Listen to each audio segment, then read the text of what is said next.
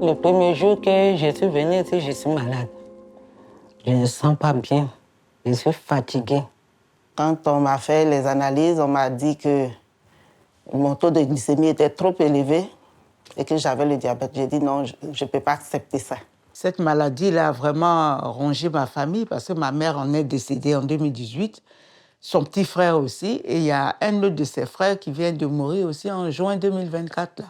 On ne sait pas trop comment ça fonctionne, parce que c'est une maladie qu'on ne sent pas.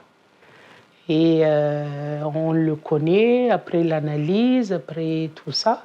J'ai eu le Covid en 2021. J'ai fait 2 mois de coma à l'hôpital Salpêtrière. Et jusqu'à présent, je subis toujours les effets secondaires.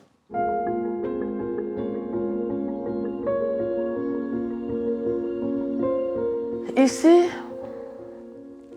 ils sont à l'écoute parce que j'ai beaucoup déprimé. Même quand on fait le sport, quand je pense à beaucoup de choses et tout, je me déconcentre, je commence à pleurer. Et ils me prennent vraiment dans le calme, quoi.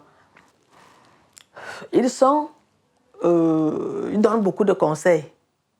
C'est le médecin traitant qui m'a indiqué l'association Ikambéré.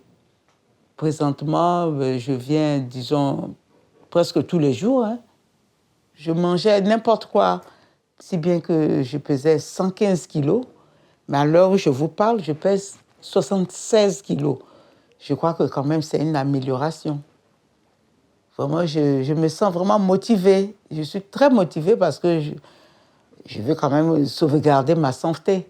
J'ai personne ici de la famille, j'ai personne. Je suis seule ici en France.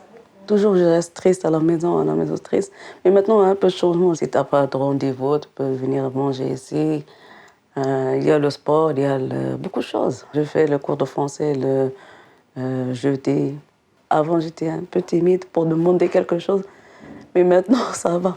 J'ai courage pour demander, pour ça. Toutes les femmes qui travaillent ici, on m'a encouragée. Non, pas de souci, viens parler avec d'autres femmes ici, on va changer d'idée et puis ça va. À la manière de cuisiner, j'ai appris beaucoup de choses. On m'occupe bien de moi, des soins de moi. J'ai pris normalement mon médicament et puis ça me fait du bien et puis je suis tranquille.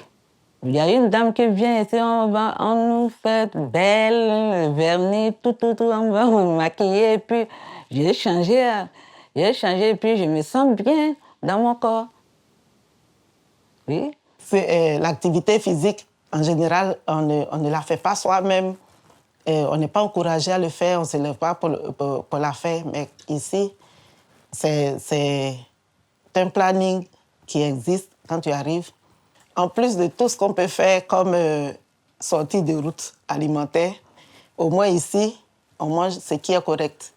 Donc bon, on fait l'effort de venir, on fait l'effort de manger sainement ici, et puis on copie ça à la maison, on copie. Moi, en tout cas, depuis un moment, je copie.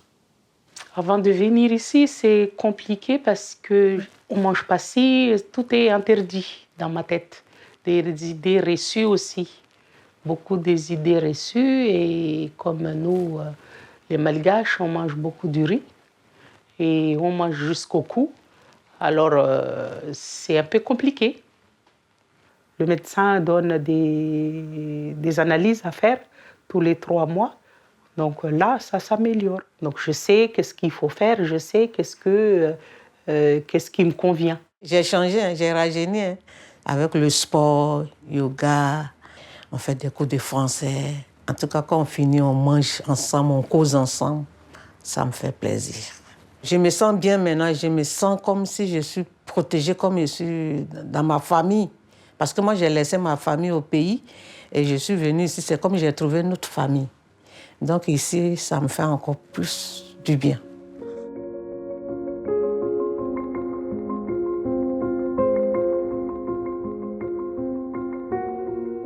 Est-ce que j'aurai 100 ans? Non.